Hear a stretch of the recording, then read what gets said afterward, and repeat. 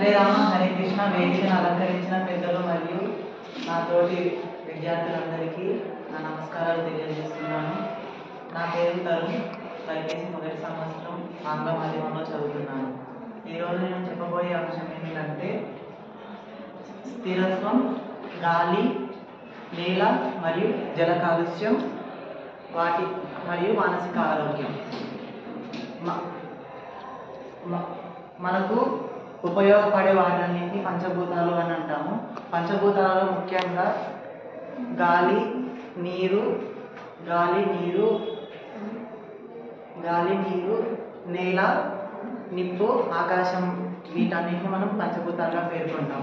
వీటిలో ముఖ్యంగా మనిషికి ఉపయోగపడే మౌలిక ప్రమాణాలు ఏమిటంటే గాలి, నీరు మరియు నేల. ఇవి లేకపోతే మనిషి బతకలేడు. వీటి ద్వారా వీటిని మనిషి కాలుష్యం చేస్తున్నాడు. ఎలాగంటే అభివృద్ధి అనే రక్కసి కొరలలో చిక్కుకుపోయి మనిషి తన ఔన్నత్యాన్ని కోల్పోతూ తనకి ఉపయోగపడే వాటిని వదిలేస్తూ తనకి దొరకని వాటి గురించి ఆలోచిస్తూ తన ఔన్నత్యాన్ని కోల్పోయి పట్టును వదిలేసి కాలుష్యానికి పాల్పడుతున్నాడు. ముఖ్యంగా కాలుష్యం అంటే ఏమిటి? కాలుష్యం అంటే వాతావరణంలో జరిగే అవాతావరణ చర్యలను కాలుష్యం అని పేర్కొంటాము. కాలుష్యం ముఖ్యంగా సకల జీవకోటికి, సకల జంతుజాతికి ఎల్లప్పుడూ హాని చేస్తూ ఉంటుంది. ముఖ్యంగా కాలుష్యం 3 రకాలుగా చెప్పవచ్చు. జల కాలుష్యం అంటే ఏమిటంటే నీటిలో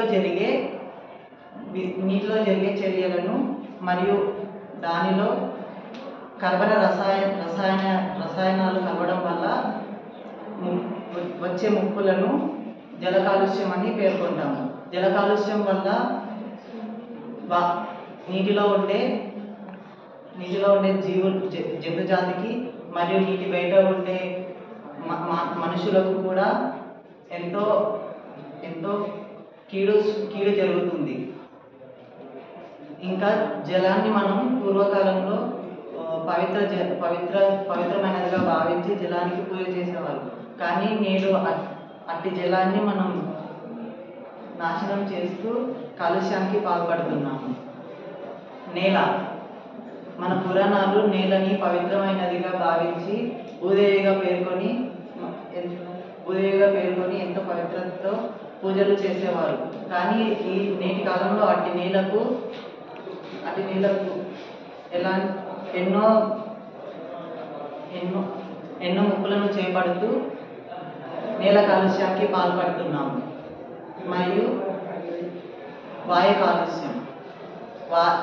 మనిషి జీవితం ప్రారంభమయ్యేది గాలితోనే. జీవించి ఉన్నన్నాళ్ళు గాలి లేకపోతే మనిషి ఉండలేడు. అలాంటి గాలిని ఈరోజు నేటి కాలంలో మనం కాలుష్యం చేయడం జరుగుతుంది. స్థిరత్వం అంటే మనకున్న గాలి, నీరు మరియు నేలను కాపాడుకుంటూ మన భావి తరాలకు కూడా అందించడానికి తోడ్పడే మార్గాన్ని స్థిరత్వం అంటారు. అంటే మనం వాడుకొని మన భావి తరాలకు కూడా కొంచెం ఉండే విధానాన్నే స్థిరత్వం అంటాము. ఇప్పుడు స్థిరత్వం ఉంటేనే స్థిరత్వం పైన మన మానసిక ఆరోగ్యం ఉంటుంది. కాలుష్యం లేకపోతే మనుషులు ఎంతో ఆహ్లాదకరమైన జీవితం గడుపుతారు. Thank you.